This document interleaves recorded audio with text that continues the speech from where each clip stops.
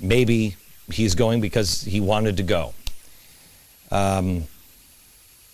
Someone more cynical might say it's because his poll numbers are now falling apart with evangelicals. Now, lest you think I'm being too critical, let me remind you of what Newsweek's Howard Feynman said during 828 just a couple of weeks ago. Here's what he said. Should have joined a church here, okay? Now, I'm not excusing any of the hatred or nasty language or any of the dirty strategy that we're talking about. But some things in politics you have to do, at least for the symbolism. Well, isn't that the problem?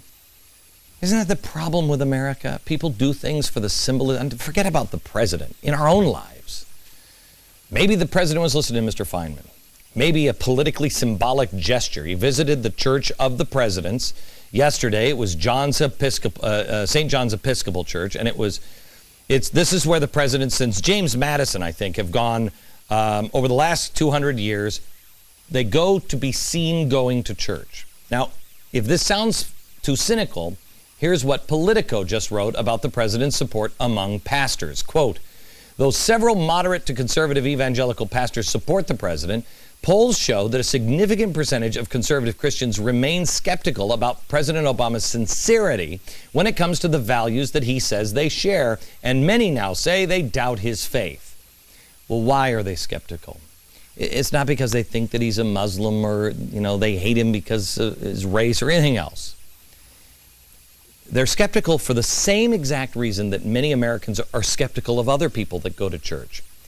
And go to church for symbolic reasons, or go because it's just what we've always done. You can go to church on Sunday and talk a great game, but then Monday comes and not so much. Church is church. That's the problem with America. And I'm not talking about the president. I'm talking with all of us. So did he do this? Well, we got to go back into his past, but only back to last Wednesday. Listen to what the president said last Wednesday. We hold these truths to be self-evident, that all men are created equal, endowed with certain inalienable rights, life and liberty, and the pursuit of happiness. Okay, Mr. President, endowed by whom exactly? I mean, if we're going to quote we're going to quote the Declaration of Independence, an important part of that is endowed by their creator, because when you put that line in, it limits government. Endowed by their creator. Now, some have suggested that maybe he just forgot the words in the Declaration of Independence. I don't think so. Have you seen the teleprompters? Look, you can go to church on Sunday or not go to church on Sunday, but God is every day. I know we're not supposed to question anything this president does. And anytime anybody does question him on an important issue to the nation, we're just viciously attacking him. But when you have the editor of Newsweek making these types of comments about the President of the United States, watch this. I mean, in a way, Obama's standing above the country, above the world. He's sort of God. He's going to bring all different sides together. He's God? It is obviously hard for them to understand how anyone in the media could possibly question a deity. Sure, it is tough for them to figure out, but the rest of us mortals are just trying to make sense of the man who's fundamentally transforming America. I've told you this for over a year. This is not about Barack Obama, and not about whether or not he goes to church. I don't care what he does. This is about the progressive movement that has been going on for 100 years. They have tried to destroy our churches, our history, and our Constitution. It is our job to restore that. They destroy our churches. We must renew our faith. They try to destroy our history. We'll get our hope when we know the truth of who we are. And charity? Where does charity come from? Well, the key is, and I've shown you this. This is a book that I think everybody should have. This is Peter Lilback's book. Oh, wow, now it's a #1 national bestseller. Congratulations, Peter. George Washington's Sacred Fire. Everyone should have this. A book I've strongly recommended, and so many people have already, now it's a national bestseller. Along with others, you have to read, you have to know your history. And this one explains why faith is so important to the nation. We are founded on the principles of faith, and that fact drives the progressives out of their minds, because progressives are the big government people, and they cannot see faith as anything outside of the government. For progressives, everything is dependent on the government.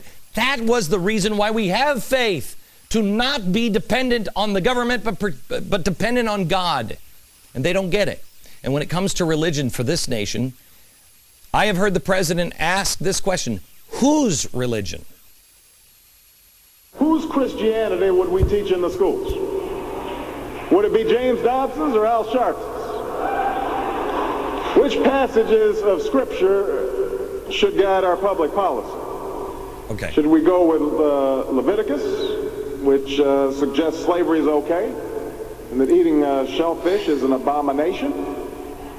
Or we could go with Deuteronomy, which suggests stoning your child if he strays from the faith. Okay, this is ridiculous, but it also shows the lack of understanding this president has for who we are and what our history is. No disrespect, Mr. President, none intended at all. But you need to read Ben Franklin. You need to read our own history, because Ben Franklin was asked that question: whose religion? Whose Christianity? He gave a great answer, and I think just this answer is the key that he is missing, that unlocks the door to understanding America. I'll give that to you next. In 3 minutes, Mr. President, let me help you out. Progressives said they needed to destroy our church's history and constitution, and they've done it. I've translated this into, if you want, they destroyed it, we have to restore our faith, our hope. History, you know who the truth of who we are and where we came from, you'll have hope. And our Constitution is charity. Now, how did I get there? Well, Ben Franklin was asked the same question the president asked. Well, whose Christianity, whose church are we going to go to? Ben Franklin was asked by Yale. So tell me, what is the American religion? This is how he described it. He said it's very simple. 1, God lives. 2, we will see him when we die. 3, if you read the Old Testament, he gets a little pissy. He'll judge us when we see him. 4, that's why we should serve him. And 5, the best way to serve him is to serve our fellow man. Now, why is that important to understand that this is the American religion? It doesn't matter. It doesn't matter what church or synagogue or mosque you go to. Does it teach you these things? God lives, you'll see him afterwards, he's going to judge you, and the best way to serve him is to help people. Why did he do that? And how does that lead here? Because under the Constitution, you have freedom. You have freedom to worship, you have freedom to speak, and you have freedom to create. And when you can create, if this is your religion, you will give. Ben Franklin lived it. Ben Franklin, under the Constitution, Ben Franklin had the freedom to invent. He invented what is called the Franklin stove. People were freezing to death. He knew the best way to serve God is to serve his fellow man. So what did he do? He didn't have anybody take it from him. He gave it. He gave it. With his accomplishments, he became so successful, he shared the fruits of his success with others. He took the Franklin stove and didn't patent and said, everyone can make it. It's my gift. Have we become so evil today that this doesn't happen anymore without government? I don't think so, and nor do you. Bill Gates has given billions of dollars of his own money to charity by choice. My dear friend John Huntsman Sr. has given an even larger percentage of his billions to charity. He's giving it all away by the time he dies. Is it because he has to? No. It's because he's chosen to. We must reject the progressive principles of faith in government programs, false hope in corrupt institutions, and forced redistribution of wealth. Restore these things and we will restore our country. All right, tonight we've been talking about radicals and a choice that you'll have to make.